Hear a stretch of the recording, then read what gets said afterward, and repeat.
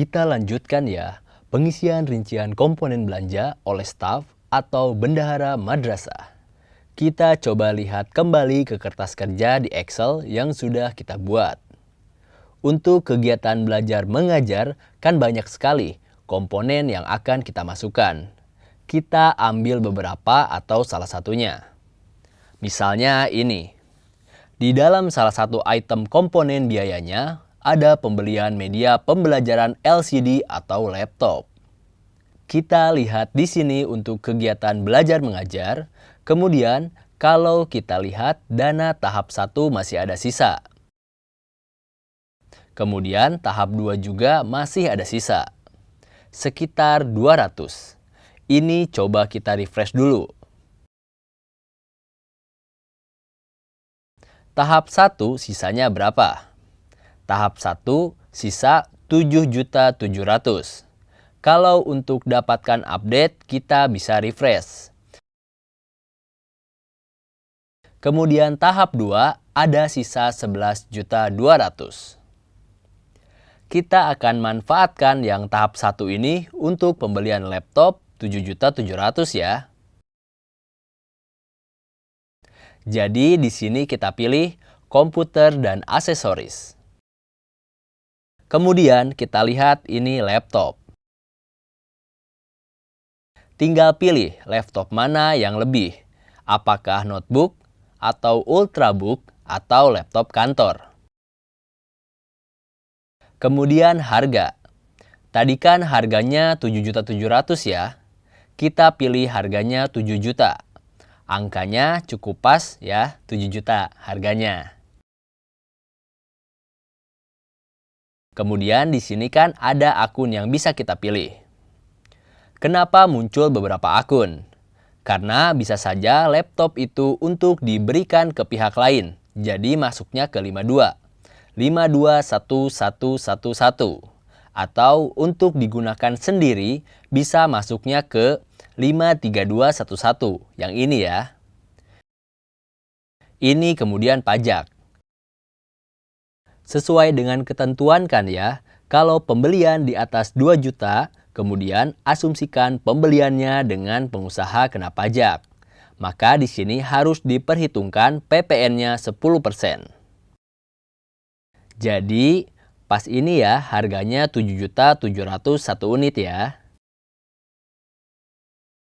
Terus, sudah kita tetapkan kita akan beli sekitar bulan Mei. Karena ini dan tahap 1. 1 unit ya. Karena belajar mengajar kita bikin dari Januari sampai Desember. Jadi kita tinggal pilih kita mau belinya di mana. Kemudian jika ini sudah, maka kita simpan. Berarti sudah masuk pembelian laptop.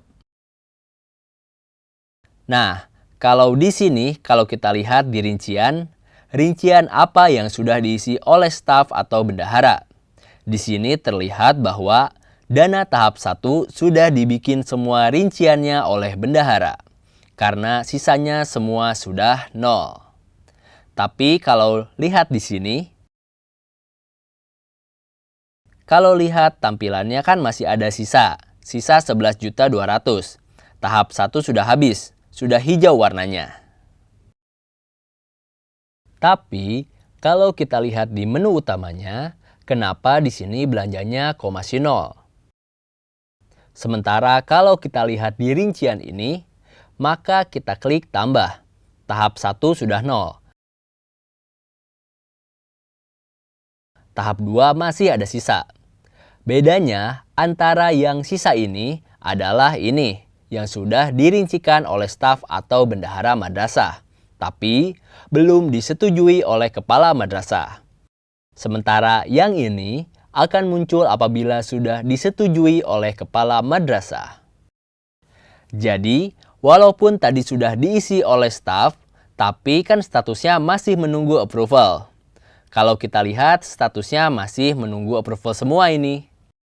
Kita lihat semua masih menunggu persetujuan oleh kepala madrasah. Sudah dibuat tapi belum disetujui.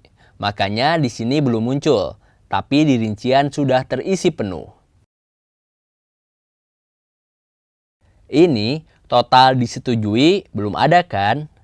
Kalau kita lihat total disetujui belum ada, tapi belum disetujui. Tapi, kalau kita lihat di rincian, dananya sudah teralokasi. Jadi jangan bingung ya, kalau yang ini yang dirincikan oleh staf. Kalau mau kita lengkapi, kita tambahkan lagi ini, 11.200.000 untuk kegiatan apa.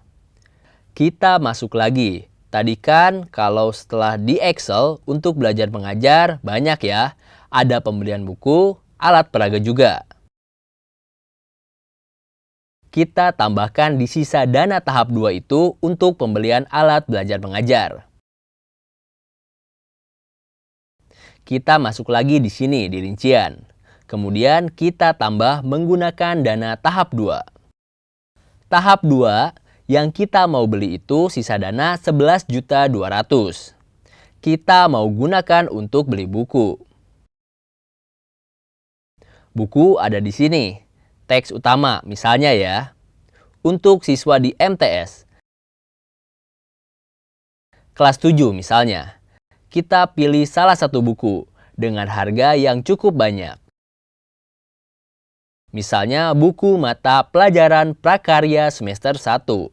Tahun belajarnya di sini kita pilih buku masuk ke belanja modal lainnya. Pertanyaan berikutnya ini, kena PPN atau tidak? Perlu diingat bahwa ada 3 barang yang dibebaskan. Jadi dibebaskan ya, bukan tidak dipungut. Tapi dibebaskan dari PPN. Yaitu pertama, pembelian buku mata pelajaran, pembelian buku agama, dan pembelian kitab suci. Jadi ini karena buku mata pelajaran masuk sebagai salah satu yang dibebaskan. Ini mungkin harganya kita coba perbaiki ya. Buku teks utama, buku siswa MTS kelas 7. Kemudian pilih harganya yang ini aja ya. Tetapkan harganya 20.000 misalnya. Simpan. Kemudian pilih akun. Modal lainnya. Tidak ada PPN. Berapa eksemplar yang mau kita beli? Kita beli cukup banyak. 500 eksemplar. 10 juta. Kita mau beli di tahap 2. Berarti mulai dari Juli. Misalnya bulan September atau bulan Agustus. Begitu dananya diterima, beli untuk siswa baru. Simpan dan tambah. Kemudian masih ada sisa kan ya? Masih ada sisa. Coba kita lihat tahap 2 masih ada sisa atau tidak. Masih ada sisa 1.200.000. Kita gunakan untuk pembelian buku lagi. Untuk guru ya, kita beli untuk guru MTS kelas 8. Bukunya, buku teks utama. Kita pilih harga. 20.000 juga sama. Simpan. Kita mau beli beberapa eksemplar. 1.200.000 berarti ini juga karena pembelian buku tidak kena pajak PPN. 60 eksemplar. Kemudian simpan. Di sini kita mau beli di bulan September juga. Kode akun belum dipilih. Belanja modal lainnya. Sudah aktif ya. Jadi kalau ada yang belum aktif, Bapak Ibu coba dicek aja satu-satu kembali di sini. Yang di tanda bintang ini kira-kira mana yang belum terisi, kemudian simpan. Nah, kalau kita lihat sisa dana, apakah sudah dirinci semua dana tahap 1 dan tahap 2? Ya, tahap 1 sudah dirincikan semua. Tahap 2 juga sudah dirincikan semua. Tapi apakah sudah disetujui? Belum ada yang disetujui. Total belanjanya masih 0. Kalau kita lihat di sini juga statusnya yang disetujui masih 0. Sampai di sini, tugas penginputan dari staf atau bendahara madrasah sudah selesai. Jadi, tahap rencana bagi bendahara sudah selesai.